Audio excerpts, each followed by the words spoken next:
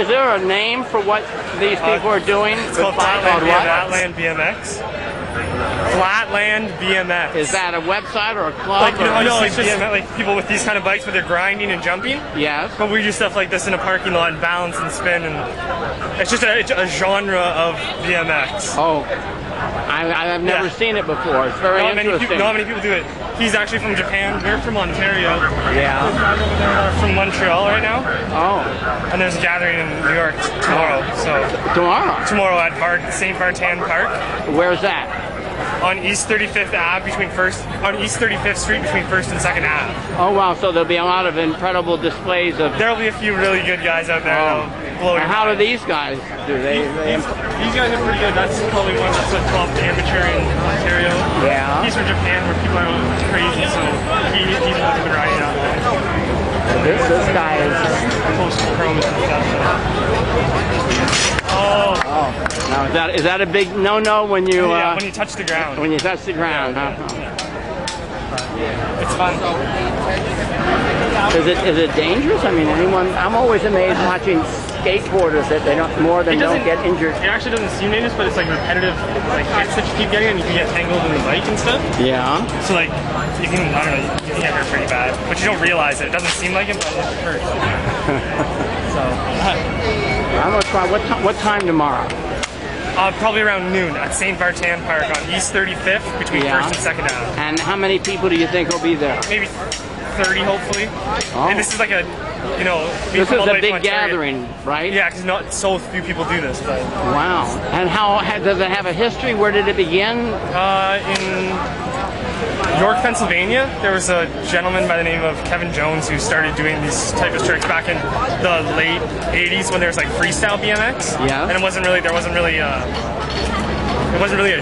genres, there wasn't distinct sectors of BMX like street riding, in a bike park, and this flatland dirt jumps and stuff. Yeah. So then they started he created a bunch of tricks and kind of led the whole thing.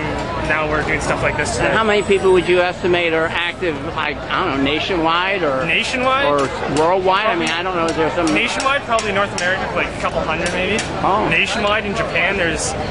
How many do you think there's in Japan? There's like hundreds in Japan alone. Hundreds. Oh, really? So Japan, did it begin, but it was adopted in Japan. It was adopted in Japan. That's just, instead of doing, there's a lot of street riders that go around grind in the cities. Right. But in Japan, what became popular there was flatland. Does anybody own there living at it?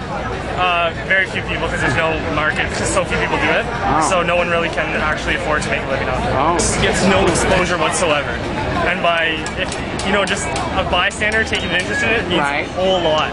Like, I know me and Alex I'm surprised you don't have any videos about yourself on YouTube or anything? We have a few. If you look up Flatland BMX, you'll find a few. And sometimes it's like people are just videotaping themselves. And so there's a few good videos on there. A lot from Japan and stuff, so.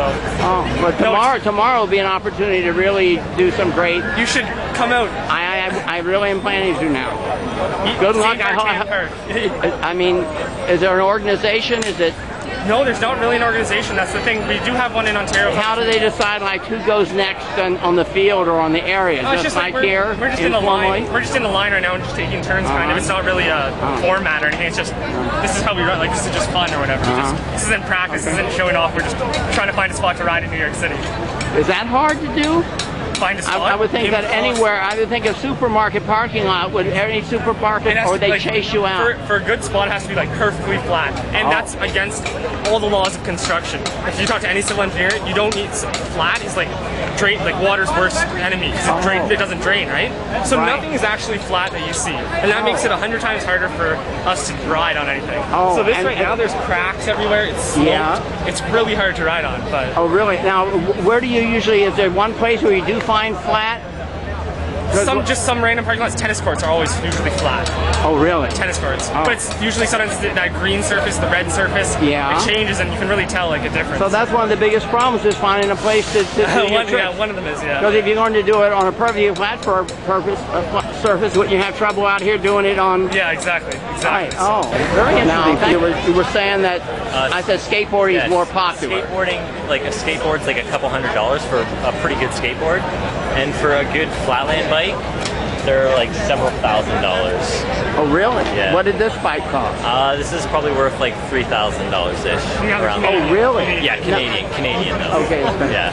So that today is about the same as $3,000 American, right? Around today. Now, why are they so expensive? What is it? What is it that's different about? What is it that makes it quality in a flatland bike? I know nothing of.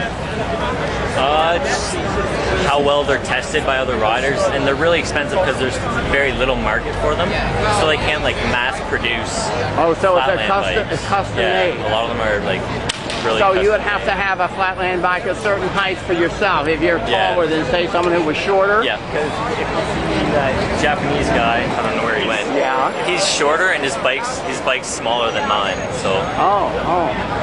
Wow, I'm very surprised. It's a real luxury sport. This will replace windsurfing and what did John? Is that what John Kerry did? I wish. Well, I'll see you tomorrow, man. Thank you.